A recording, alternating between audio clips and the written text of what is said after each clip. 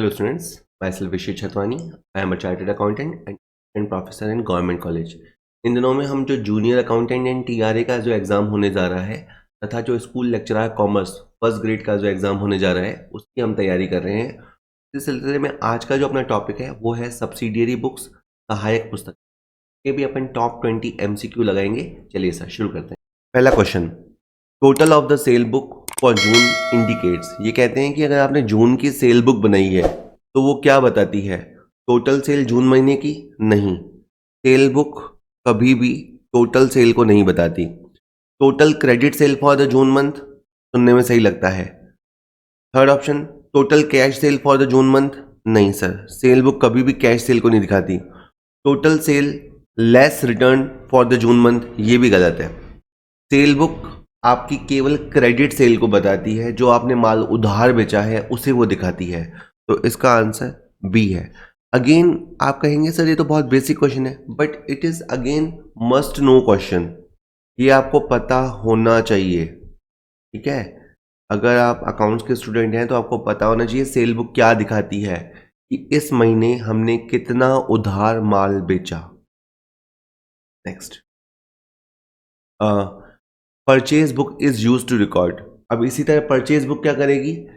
All purchase, सभी तरह के परचेज रिकॉर्ड करेगी। कहना गलत है। अब सभी तरह का मतलब है कि माल खरीदा, स्टेशनरी खरीदी, असेट खरीदा, कुछ भी खरीदा, नहीं, सभी तरह के परचेज नहीं लिखेगी। ऑल क्रेडिट परचेज काफी ठीक है। All credit purchase of goods ये ज्यादा सही है। कि सर सेकंड और थर्ड में क्या फर्क है? सेकंड में तो ये कहता है कि हमने कुछ भी उधार खरीदा तो वो आएगा। थर्ड कहता है कि अगर हमने माल उधार खरीदा तो वो आएगा। तो परचेज बुक में बिल्कुल सही बात है कि जो हमने उधार माल खरीदा वो आएगा। तो इसलिए आपको थोड़ा पेशेंस रख के सारे ऑप्शन पढ़ते हुए बिल्कुल करेक्ट ऑप्शन का चुनाव करना है। Next is a dash dash is send to a customer when he returns the goods. जब माल वापस कर दिया जाता है तो ग्राहक को क्या भेजा जाता है? तो इसके लिए आप एक कहानी समझिए कि मान लीजिए कि ये बड़ा व्यापारी, ये हम हैं और ये हमारा कस्टमर है, ठीक है। अब हमने पहले सेल किया। सपोज कीजिए जब हमने सेल किया तो हमने सेल को सीआर किया होगा और हमने कस्टमर को डेबिट किया होगा। जब हमने उसे गुड सेल किया तब एंट्री बनी कस्टमर टू सेल। अगर इसे माल पसंद नहीं आया और उसने माल हमें रिटर्न कर दिया तो हम सेल रिटर्न को डेबिट करेंगे और उस कस्टमर को हम क्रेडिट करेंगे। Entry would be like sale return to customer. तो कस्टमर को हम क्या करना चाहते हैं? क्रेडिट करना चाहते हैं। हम उसे क्रेडिट करना चाहते हैं, इसलिए अपन एक ऐसा नोट बनाएंगे जिसे हम बोलेंगे क्रेडिट नोट। तो इसका आंसर है सही, क्रेडिट नोट। जमा की चिट्ठी हम उसे भेजेंगे, उस चिट्ठी के थ्रू हम उसे क्रेडिट करेंगे। जब हम उसे माल बेचते हैं उस समय अपन इनवॉइस जनरेट करेंगे, उस समय अपन बिल जनरेट करेंगे और माल वापस जब आ जाएगा तो सेल रिटर्न को बुक करने के लिए अपन एक क्रेडिट नोट जनरेट करेंगे वाया दिस। इसकी मदद से हम उसे क्रेडिट देंगे। ठीक है सर, चलिए इसका आंसर बी रहने वाला है। अगला क्वेश्चन देखते हैं। द सोर्स डॉक्यूमेंट और voucher used for recording the entries in cell book is. Well, देखिए आपको ये पता है कि पहले एक सोर्स डॉक्यूमेंट होता है, उसी के बेसिस पे वाउचर तैयार होता है और उसी के बेसिस पे एंट्री होती है। भले ही हम पढ़ाई करते समय एंट्री डायरेक्ट बनाना सीखते हो, पर रियल लाइफ में पहले एक सोर्स डॉक्यूमेंट होता है और उसके बेसिस पे एंट्री की जाती है। तो ये कह रहा है कि जब आप सेल बुक में ट्रांजैक्शन लिखते हो, सपोज कीजिए आपने सेल बुक में एंट्री करी, उससे पहले क्या होगा? ए, इनवॉइस रिसीव होगा। सर इनवॉइस तब रिसीव होता है जब हम परचेज करते हैं। इनवॉइस तो हमें तब मिलेगा जब हम परचेज करेंगे। इनवॉइस भेजा जाता है, बिल्कुल सही बात है। तो एक तरह से अगर आप बात समझ पाए तो सेल बुक में लिखते समय या सेल बुक में लिखने का जो आधार होता है वो इनवॉइस जो हमने कस्टमर को भेजा और जिसकी डुप्लीकेट कॉपी हमारे पास है, क्योंकि ओरिजिनल बिल तो अपन उसे दे देते हैं फर्स्ट कॉपी, तो सेकंड कॉपी हमारे पास होती है, उसके बेसिस पे अपन सेल बुक में ट्रांजेक्शन को लिखते हैं। क्रेडिट नोट, डेबिट नोट, ये जो क्रेडिट नोट डेबिट नोट होता है ये परचेज रिटर्न और सेल रिटर्न में काम आते हैं, ठीक है। क्रेडिट नोट तो काम आता है सेल रिटर्न में और डेबिट नोट काम आता है परचेज रिटर्न में। नेक्स्ट, पांचवा है ट्रेड डिस्काउंट आर। व्यापारिक भत्ता, ट्रेड डिस्काउंट आप जानते हैं जो हम सेल को बढ़ाने के लिए देते हैं, उसे रिकॉर्ड किया जाता है बुक्स में, ये क्या स्टेटमेंट गलत है। ट्रेड डिस्काउंट को रिकॉर्ड नहीं किया जाता, ये स्टेटमेंट सही है। Trade discount not used for determining the net price, इसे शुद्ध मूल्य का भुगतान करते समय नहीं घटाया जाता जबकि घटाते हैं। आपको याद है कि अगर सपोज कीजिए एक 5,000 का माल है और 20% उसके ऊपर अगर ऑफ चल रहा है तो 5,000 में से अपन 20% ऑफ लेस कर देंगे और उस माल की जो कीमत है वो 4,000 मानी जाएगी। तो जो भी परचेज है सेल की एंट्री होगी वो सीधे 4,000 से होगी। इस 1,000 की हम अकाउंटिंग नहीं करते, लेकिन इस 1,000 को अपन लेस तो कर रहे हैं, लेस करके ही अपन शुद्ध कीमत का निर्धारण कर रहे हैं। तो सी स्टेटमेंट गलत तरीके से लिखा हुआ है और कहता है कि trade discount are used for specific purpose. ऐसा कोई स्पेसिफिक पर्पस नहीं है। तो सरल तक बात यह है कि ट्रेड डिस्काउंट को रिकॉर्ड नहीं किया जाता। तो बुक्स में कभी भी इसको घुमा के यूँ पूछेगा कि बुक्स में जो आप डिस्काउंट अलाउड वर्ड देखते हैं या बुक्स के अंदर जो आप डिस्काउंट रिसीव्ड वर्ड देखते हैं, ये दोनों किस तरह के डिस्काउंट का एग्जाम्पल है? तो ये दोनों के दोनों कैश डिस्काउंट का एग्जाम्पल है। Question 6, total of cell book will be posted in the debit side of sale account, in the credit side of purchase account, in the credit side of sale account। देखिए अगर आपके पास एक cell book है, ठीक है, cell book जिसमें अपन credit sale करते हैं, माल बेचते हैं, जैसे अपन ने ए को माल बेचा, बी को माल बेचा, सी को माल बेचा, लास्ट में अपन क्या करते हैं, टोटल लगाते हैं। ये आ गया आपका टोटल। तो आपको पता है कि इस सेल बुक से 4 अकाउंट बनेंगे, ए का अकाउंट, बी का अकाउंट, सी का अकाउंट। मेन बात ये 3 अकाउंट तो बनेंगे ही बनेंगे। और ये जो टोटल है, ये टोटल कहाँ जाएगी? ये टोटल जाएगी सेल अकाउंट में। और सेल अकाउंट में किस तरफ जाएगी? सेल अकाउंट में ये जाएगी क्रेडिट साइड में। ये टोटल सेल अकाउंट के क्रेडिट साइड में पोस्ट होगी। तो आपको पता होना चाहिए बीइंग एन अकाउंटेंट कि सेल बुक बनाने के बाद भी जब लेजर पोस्टिंग होती है तो सेल अकाउंट बनता है और उसमें ये टोटल जो है वो क्रेडिट साइड पे पोस्ट की जाती है। ठीक है, वैसे अगला वीडियो अपना लेजर पे आएगा, उसमें मैं और प्रॉपर तरीके से बताऊंगा। अभी के लिए ठीक है सर, इसका answer next is a note sent by buyer on return of goods is. ये कह रहा है कि जब माल वापसी होती है तो बायर क्या बनाता है, क्रेता क्या बनाता है। तो देखिए सर, जैसे मैंने अगर एग्जांपल लें कि एक ए होता है और उसने बी को माल बेचा, तो ए ने तो सपोज करो सेल की एंट्री करी, ठीक है, ए ने तो करी सेल की एंट्री बी टू सेल, और बी ने उस समय परचेज की एंट्री करी, इसने एंट्री करी परचेज टू ए। ये तो है ओरिजिनल ट्रांजैक्शन। कहानी समझने के लिए हमेशा यहां से शुरू करनी है आपको, ठीक है।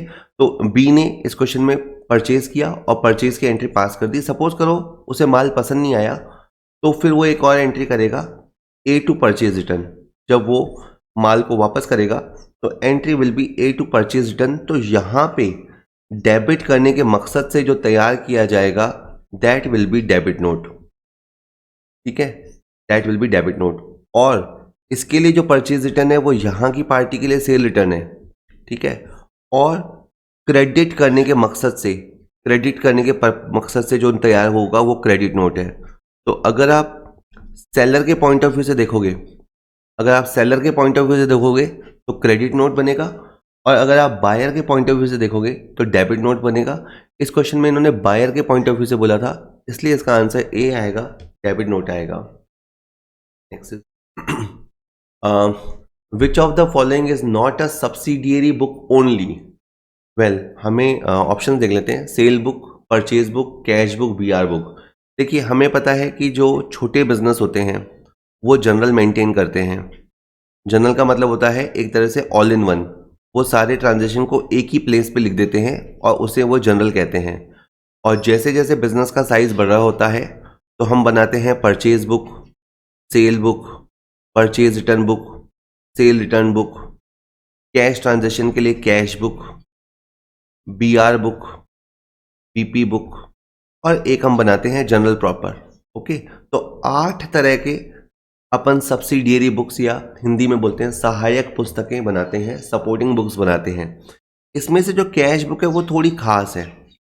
थोड़ी खास क्यों है? ये सब्सिडियरी बुक तो है ही है, ये आपकी प्रिंसिपल बुक भी है, ठीक है। इसका एक रीज़न भी है कि अगर आप परचेज बुक बनाओगे तो उसके बाद आपको परचेज अकाउंट तब भी बनाना पड़ेगा even after making purchase book आपको परचेज अकाउंट बनाना पड़ेगा, सेल बुक बनाने के बाद भी आपको सेल अकाउंट बनाना पड़ेगा, लेकिन कैश बुक बनाने के बाद आपको कैश अकाउंट नहीं बनाना पड़ेगा। तो कैश बुक थोड़ी सी वाइटल या थोड़ी इंपॉर्टेंट है, ये सब्सिडियरी बुक होने के साथ साथ प्रिंसिपल बुक भी मानी जाती है। तो इसने कहा था इनमें से, अब जैसे सेल बुक है वो केवल सब्सिडियरी है, परचेज बुक भी केवल सब्सिडियरी है, बीआर बुक भी केवल सब्सिडियरी है, और ये सब्सिडियरी होने के साथ साथ ये आपकी प्रिंसिपल बुक भी है। This is not only subsidiary but only principal book also. तो इसका आंसर सी रहने वाला है। Next is a bill receivable of rupees 2500 which was received from a debtor in full settlement for a claim of 2750 is dishonored. Okay, in which book of original entry will you record the transaction? Well, किसी पे हम 2750 रुपये मांगते थे, हमें उससे B R मिला था। कहानी यह है कि ये बिल डिशॉनर हो गया है, तो हमसे जो पूछा गया है वो रिगार्डिंग डिशॉनर के पूछा गया है। तो जब हमें बिल मिला होगा तब तो हमने उसे बीआर बुक में लिखा होगा, लेकिन जब वो डिशॉनर हो जाएगा तो हम उसे जनरल प्रॉपर में लिखेंगे। अगेन थोड़ा ये भी सोच लीजिए कि अगर ये ऑनर हो जाता, अगर इसका पैसा हमें मिल जाता तो ट्रांजैक्शन हमारा कैश बुक में चला जाता, पर अगर ये डिशॉनर हो गया है तो ये आपका जाएगा जनरल प्रॉपर में। तो ऑप्शंस, ये कहना कि बिल रिटर्न हो गया तो ये परचेज रिटर्न बुक में जाएगा, गलत है। वापस ओरिजिनली बीआर बुक में जाएगा, ये भी गलत है। परचेज बुक में जाएगा, गलत है। तो ये जाएगा जनरल प्रॉपर में, है ना। और कभी कभी जनरल प्रॉपर के साथ साथ आपको एक ऑप्शन मिलेगा जनरल। ये है आपकी ऑर्डिनरी जनरल, तो ये ऑप्शन भी होता, या तो जनरल प्रॉपर हो तो वो ज़्यादा अच्छा है, और अगर ये ना हो या इसके साथ ऑब्लिक में जनरल हो तो वो आंसर भी सही होता है। Next is the cell book is a part of. Cell book किसका पार्ट है? ट्रेडिंग का, बैलेंस शीट का, लेजर का या जनरल का? तो सर ये जनरल का पार्ट है। सेल बुक क्या होती है? ये एक डे बुक होती है। अगर हम जनरल के छोटे छोटे हिस्से कर दें, यानी अपन टास्क बांट दें, परचेज वाले ट्रांजैक्शन परचेज बुक, सेल वाले ट्रांजैक्शन सेल बुक, कैश वाले ट्रांजैक्शन कैश बुक, तो एक तरह से सेल बुक जो होती है वो एक जर्नल का पार्ट होती है। ठीक है, जितनी भी जो आपकी डे बुक्स होती हैं जो आप बनाते हैं वो सब के सब जनरल का सब डिवीजन है। उसमें अपन काम को बांट देते हैं और हर काम के लिए अलग व्यक्ति और अलग बुक बना देते हैं। तो सर अगर आप आने वाले junior accountant and TRE exam की प्रिपरेशन कर रहे हैं तो उसके लिए हमने एक फुल कोर्स डिज़ाइन किया है। उसमें हमने पूरे सिलेबस को 60 टॉपिक्स में बांटा है। जो कॉमर्स वाला पार्ट है जो 6 सब्जेक्ट्स में है, तो टोटली हमने उनको 60 टॉपिक्स में बांटा है। और उस कोर्स में हम आपको क्या देंगे? उस कोर्स में हम आपको देंगे सर 300 MCQ वीडियोस। अब जैसे 100 MCQ वीडियोस तो फुल्ली अवेलेबल हैं फॉर ऑल ऑन यूट्यूब, ठीक है। इसके अलावा 200 MCQ वीडियोस अपन और करेंगे, जिसके अंदर और बेटर अप्रोच से अपन क्वेश्चंस को करना सीखेंगे और कैसे सीधा हिट करना है सही आंसर को, वो मैं आपको समझाने की कोशिश करूंगा। इसके अलावा देखिए सर, अगर एक टॉपिक है तो इस टॉपिक को समझने के लिए 4-5 क्लासेस तो बनती है। उस चैप्टर का थीम समझने के लिए आपको 4-5 लेक्चर तो लेने ही पड़ेंगे। तो करीबन हमने 300 उसके थ्योरी वीडियोस शूट किए हैं, वो भी आपको मिलेंगे। इसके अलावा प्रैक्टिकली क्वेश्चंस को कैसे किया जाता है ताकि आपकी एक प्रैक्टिकल अंडरस्टैंडिंग हो, ठीक है। मोस्टली हो सकता है थ्योरी क्वेश्चन आए, लेकिन जो डोंट नो कि थ्योरी क्वेश्चन ही आएंगे, हो सकता है प्रैक्टिकल कैलकुलेशन वाले क्वेश्चन आ जाएं, तो उसके भी हमने 200 वीडियो शूट किए हैं, ठीक है सर। इसके अलावा मेन फीचर जो है हमारे कोर्स का, उसमें डेली लाइव क्लासेस होंगी। डेली हम सर जूम पे लाइव क्लासेस लेंगे और ये क्लासेस ऑलमोस्ट 40 मिनट लेंथ की होंगी और ये एग्जाम तक चलेंगी। जब तक आपका एग्जाम होता है तब तक अपन डेली पढ़ाई करेंगे, तो आप एक टच में बने रहेंगे और आपको डाउट्स वगैरह आराम से पूछ पाएंगे।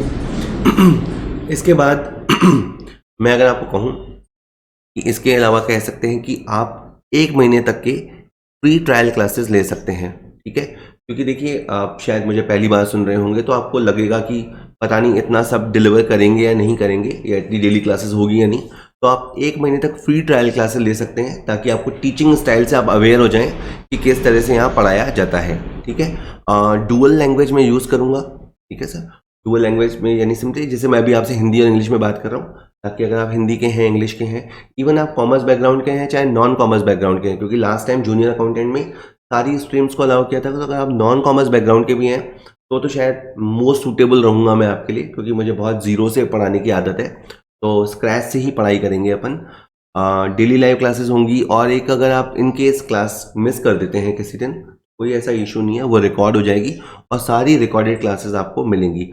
15 फरवरी से हम अपना डेली बैच स्टार्ट कर रहे हैं, और अगर आप लेट भी ज्वाइन करते हैं तो कोई ऐसा इशू नहीं है, क्योंकि आपको उन क्लासेस की रिकॉर्डिंग मिल जाएंगी। और एक और फीचर है सर, वैसे तो फीस बहुत ही कम है, ठीक है, जस्ट 2499 है, ठीक है ना, इतनी ही फीस है। फिर भी अगर आप चाहें तो ये फीस भी आप 6 इंस्टॉलमेंट में दे सकते हैं सर, ठीक है, नो इशू। क्योंकि क्या होता है कि कई बार हम देखते हैं कि नहीं, हमने पैसे दे दिए, फिर पता नहीं इतना सब हमें मिलेगा या नहीं मिलेगा, या आप अच्छा आगे जाके पढ़ाओगे या नहीं पढ़ाओगे, तो आप सिंपली 1 महीने का इंस्टॉलमेंट दे दो। उसके बाद अगर आपको अच्छे लगे, वो भी ट्रायल क्लासेस के बाद, फिर आपको अच्छा लगे तो आप आगे देते रहना, और अगर नहीं अच्छा लगे तो छोड़ देना, ठीक है। और एक लास्ट जो हमारा रहेगा वो रहेगा डाउट क्लियरेंस। हम एक डेडिकेटेड टेलीग्राम चैनल बना लेंगे, ठीक है। उसमें आप लोगों के जो भी डाउट्स आएंगे, क्वेरीज आएंगे, उनको मैं और आपके साथ ही आंसर करेंगे, तो अपना रेगुलर चीज़ें टच में रहेंगी, ठीक है सर। चलिए, और इसके अलावा आपको एक क्वेश्चन बैंक प्रोवाइड हम कराएंगे, जिसमें करीबन 10,000 MCQs होंगे, क्योंकि जितनी आप ज़्यादा प्रैक्टिस करेंगे उतना ही ज़्यादा बढ़िया आप एग्ज़ाम देंगे, दैट इज़ वेरी श्योर। और इसके अलावा एग्ज़ाम्स जैसे ही लगभग अनाउंस हो जाएंगे, तो उससे पहले एक फाइनल प्रैक्टिस के लिए हम आपको 50 सैम्पल पेपर्स भी ऑनलाइन प्रोवाइड कराएंगे। तो ये सब आपको मिलेगा। कहाँ मिलेगा सर? इसके लिए आपको कॉमर्स पॉइंट ऐप डाउनलोड करना पड़ेगा, उसके हमने कोर्स बना रखा है, आप उसको जाइए, जाके देखिए। और अपनी डेली क्लासेस को लेने के लिए और ट्रायल क्लासेस को लेने के लिए आपके नंबर जो आ रहा है स्क्रीन पे, उस नंबर पे आप व्हाट्सएप कर सकते हैं। चलिए सर, अभी क्वेश्चन बचे हैं, उनको करेंगे। Question 11, while passing an opening entry all the assets are dash dash while all the liabilities are dash dash। Option है debited credited, credited debited, credited debited, इस तरह के बहुत सारे ऑप्शन है।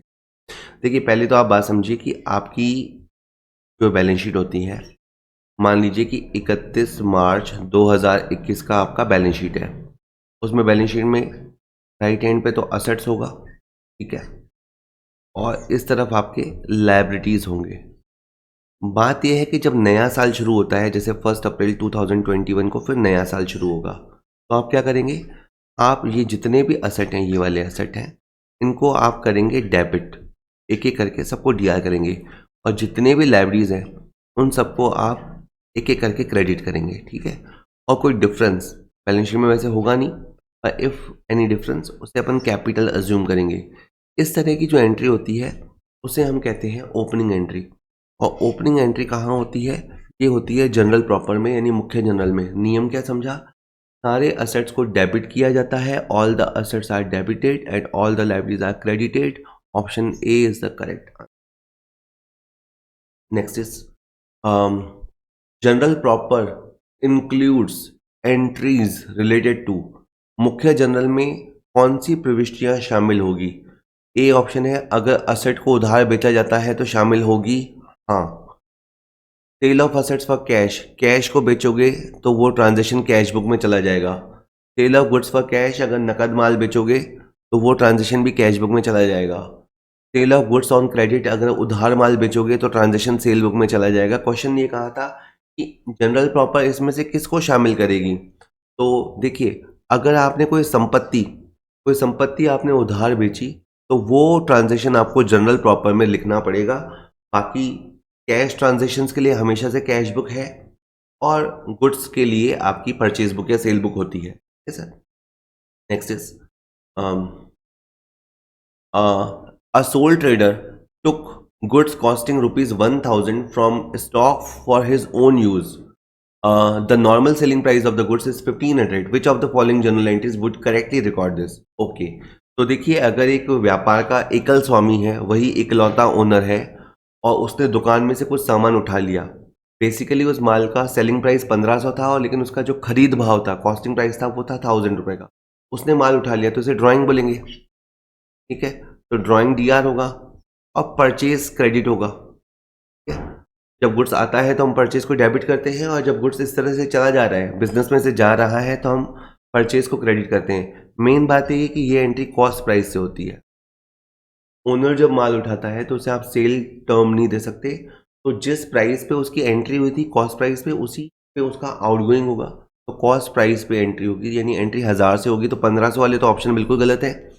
और बाकी ए ऑप्शन बिल्कुल ठीक दिख रहा है, जहां इन्होंने ड्राइंग को डेबिट किया है और परचेज को उन्होंने क्रेडिट किया है। इसका next is trade discount received on purchase is recorded in the books of account as follows. कहता है कि परचेज के समय जो हमें ट्रेड डिस्काउंट मिला, जो 10% या 20% का फायदा मिला, तो उसकी रिकॉर्डिंग के लिए a trade discount is credited to discount received account, बिल्कुल गलत। Trade discount is deducted from the list price and recorded at the net value, काफी सही है। Trade discount is debited to discount allowed, बिल्कुल गलत है। ये कहता है ए या बी में से कुछ भी कर दो, नहीं ऐसे कैसे कर दो। इसका आंसर सर बी रहेगा। जो ट्रेड डिस्काउंट होता है, जो व्यापारिक बट्टा होता है, उसे घटाया जाता है, घटा के ही दिखाया जाता है। अगर आपने कोई सामान खरीदा जो 5000 का है और उस पर 20% अगर ऑफ चल रहा है, तो आपको सिंपली 1000 रुपये कम कर देने हैं और आपको परचेज की एंट्री केवल और केवल 4000 से चढ़ानी है। यही ट्रेड डिस्काउंट का एडजस्टमेंट होता है, बाकी से डी आर सी आर नहीं करते। Next is decrease in one liability may lead to. अगर एक लायबिलिटी डिक्रीज होती है तो क्या हो सकता है? असेट डिक्रीज होंगे, अनदर लायबिलिटी इंक्रीज होगी, either A or B, none of these. Well देखिए, मैं आपको एक एग्जांपल देता हूँ। बीपी, सपोज बिल पेबल की एक लायबिलिटी है, तो एक तरीका तो क्या है कि आप उसका कैश पेमेंट कर दो। ये मैंने क्यों बोला? क्योंकि बीपी की लायबिलिटी है, अगर आपको उसे चुकाने हैं तो एक तरीका तो है कैश में आप उसका पेमेंट कर दीजिए। तो इसका क्या मतलब हुआ? ये लाइन तो जम गई कि एक लायबिलिटी को डिक्रीज करने के लिए आपको एक असेट्स को डिक्रीज करना पड़ता है, तो ये लाइन तो सही है। तो ए ऑप्शन तो सही है अभी तक। ऐसा भी हो सकता है कि सर जैसे दूसरा मैं एग्जांपल देता हूँ कि सपोज कोई क्रेडिटर है, कोई क्रेडिटर है, वो पैसे के लिए आपके पास पीछे पड़ा हुआ है, तो आप उस क्रेडिटर को बीपी दे दो। अगर आप किसी क्रेडिटर को बीपी दे दो तो इससे क्या होगा? इससे आपका ये वाला लायबिलिटी तो चला जाएगा नीचे और बीपी वाला लायबिलिटी चला जाएगा ऊपर। तो यानी एक लायबिलिटी को रिड्यूस कर सकते हो आप दूसरी लायबिलिटी को जनरेट करके, ऐसे भी हो सकता है। तो इंक्रीज इन अनदर लायबिलिटी, ये भी सही है सर। एक लायबिलिटी को रिड्यूस कर सकते हैं दूसरी लायबिलिटी को इंक्रीज करके। तो इसका सर आंसर आएगा either A or B. E will be the answer. Question 16, the entry which is passed for bringing forward the balance of personal and real account as shown in the last year balance sheet is called. Closing entry, journal entry, opening entry, none of these. इसका आसान सा answer है opening entry, प्रारंभिक प्रविष्टि से कहते हैं। ये कह रहे हैं कि पिछले साल की जो बैलेंस शीट होती है, और बैलेंस शीट में अपने को पता है कि या तो पर्सनल अकाउंट होते हैं या रियल अकाउंट होते हैं। असेट साइड में पर्सनल रियल होते हैं, लाइफ साइड में भी जनरली पर्सनल अकाउंट होते हैं। उनको हम अपनी बुक्स में लाना चाहते हैं, ठीक है। बैलेंस शीट बनने के साथ व्यापार का अंत होता हो ऐसा नहीं है, फिर अगला साल भी तो आएगा। तो अगले साल इन बैलेंसेस, जो बैलेंसेस चल रहे हैं, उनको ब्रॉड फॉरवर्ड करने के लिए जो एंट्री होती है उसे ओपनिंग एंट्री कहते हैं। अभी 2 क्वेश्चन पहले में मैंने बताया था कि ऐसा करते समय आपको सारे असेट्स को एक एक करके डीआर करना है और सारे लायबिलिटीज को एक एक करके आपको सीआर करना है, और जो भी डिफरेंस है उसको कैपिटल खाते में लिखना है, और ये एंट्री ओपनिंग एंट्री कहलाती है और जनरल प्रॉपर में हुआ करती है। नेक्स्ट क्वेश्चन, 17वां question. Goods costing 30,000 supplied to Mohan at a profit of 25% on selling price, less trade discount at the rate 5% will be credited to sale account with। देखिए, आपने अपने कस्टमर को माल दिया और वो माल 30,000 रुपये की कॉस्ट का था, और पहली नज़र में देखने में लगता है कि आपने 25% प्रॉफिट कमाया। तो कुछ लोग गलती क्या करते हैं कि वो डायरेक्ट 25% को देखेंगे और उसके अंदर जोड़ देंगे। तो डायरेक्ट क्यों नहीं जोड़ना चाहिए? क्योंकि इसके अंदर जो प्रॉफिट परसेंटेज दे रखा है वो दे रखा है 25% ऑन सेल प्राइस, और आप जब इस पे लगा रहे हो तो एक तरह से आप उसे कॉस्ट प्राइस पे अप्लाई कर रहे हो, तो आप गलत जगह अप्लाई कर रहे हो, ठीक है। अब अपन इस बात को यहाँ लिख लेते हैं, 25% on sale, it also means 1/4 on sale. इसे कहा जा सकता है 1/4 ऑन सेल, जिसका मतलब हुआ करता है 1/3 ऑन कॉस्ट। ये हमने प्रैक्टिस के थ्रू पहले वीडियोस में बता रखा है कि जो 1/4 ऑन सेल होता है उसका ऑल्सो मतलब होता है 1/3 ऑन कॉस्ट। तो अब क्वेश्चन में आपको ये लगाना है 1/3, ठीक है। तो मैंने यहाँ 30,000 रुपये पे 1/3 अप्लाई किया, और मैंने यहाँ पे 10,000 अप्लाई किया, तो 40,000 रुपये हो गया, ठीक है। क्या समझे? 30,000 का माल अपन ने कस्टमर को 40,000 रुपये में बताया है, लेकिन फिर ग्राहक को पटाने के लिए अपन ने 5% का ट्रेड डिस्काउंट दे दिया और ये ट्रेड डिस्काउंट सेलिंग प्राइस पे होगा, यानी 2,000 रुपये का ट्रेड डिस्काउंट हो गया। अल्टीमेटली जो अपन ने गुड्स को गुड सेल किया वो 38,000 हुआ। तो ये पूछेगा अगर सेल बुक में किस वैल्यू पे रिकॉर्डिंग होगी, तो 38,000 से रिकॉर्ड होगी, या इसने पूछा सेल को कितने अमाउंट से क्रेडिट किया जाएगा, तो 38,000 से क्रेडिट किया जाएगा। 18th, if a cash book is prepared then there is no need to prepare the cash account, journal proper, purchase book, sale book। तो इसका सही आंसर है ए। ये लाइन बिल्कुल सही है कि अगर आप कैश बुक बना रहे हो तो आपको कैश अकाउंट बनाने की ज़रूरत नहीं है। इसका मतलब ये भी समझ लीजिए कि अगर आप परचेज बुक बनाते हैं तो परचेज बुक बनाने के बाद भी आपको परचेज अकाउंट बनाना पड़ेगा। सेल बुक बनाने के बाद भी आपको सेल अकाउंट बनाना पड़ेगा, लेकिन ये लाइन कैश बुक में अप्लाई नहीं होती। अगर आपने एक बार कैश बुक बना दी तो आपको कैश अकाउंट और बैंक अकाउंट बनाने की ज़रूरत नहीं होती। अगर आपकी कैश बुक में डिस्काउंट वाला कॉलम भी है तो उस डिस्काउंट का अकाउंट आपको ज़रूर बनाना पड़ेगा, और मेनली कैश अकाउंट और बैंक अकाउंट आपको नहीं बनाने पड़ेंगे। ठीक है sir. Next is recording is made in general proper for opening entry, closing entry, adjustment entries, all of these. Well, अपने को पता है कि जो ट्रांजेक्शन कहीं नहीं जा पाता वो जनरल प्रॉपर में जगह पाता है। परचेज बुक में स्पेसिफिक ट्रांजेक्शन है कि क्रेडिट परचेज ऑफ गुड्स जाएगा, सेल बुक में उधार माल जाएगा। जनरल प्रॉपर में जो ट्रांजेक्शन कहीं नहीं जा पा रहा वो जाते हैं।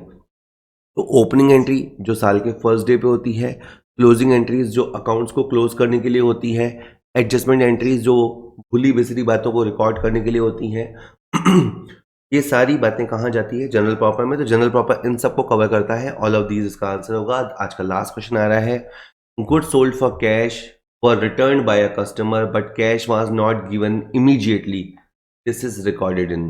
पहली बात तो देखिए कि इस ट्रांजेक्शन की हिस्ट्री क्या है कि हमने उसे कैश पे बेचा था, हमने किसी कस्टमर को कैश पे माल बेचा था, तो उस समय तो वो ट्रांजेक्शन कहाँ गया होगा? कैश बुक में गया होगा।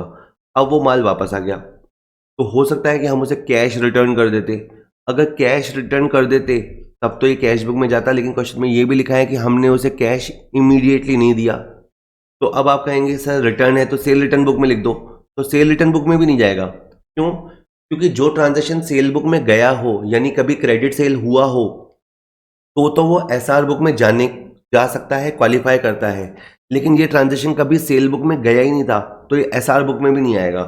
तो अब कैश बुक में जाएगा नहीं, एसआर बुक में जाएगा नहीं, तो जो कहीं नहीं जाएगा वो जाएगा जनरल प्रॉपर में।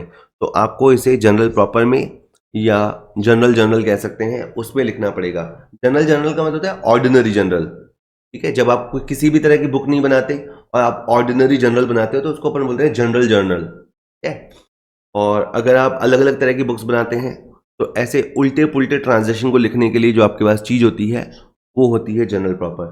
होप मैं आपको वीडियो समझा पाया। वीडियो अगर आपको पसंद आया तो वीडियो को लाइक कर सकते हैं, चैनल को सब्सक्राइब कर लीजिए। अभी बहुत सारे MCQ वीडियोस आने वाले हैं लगातार, तो आपको तैयारी करने का अच्छा मौका मिलेगा।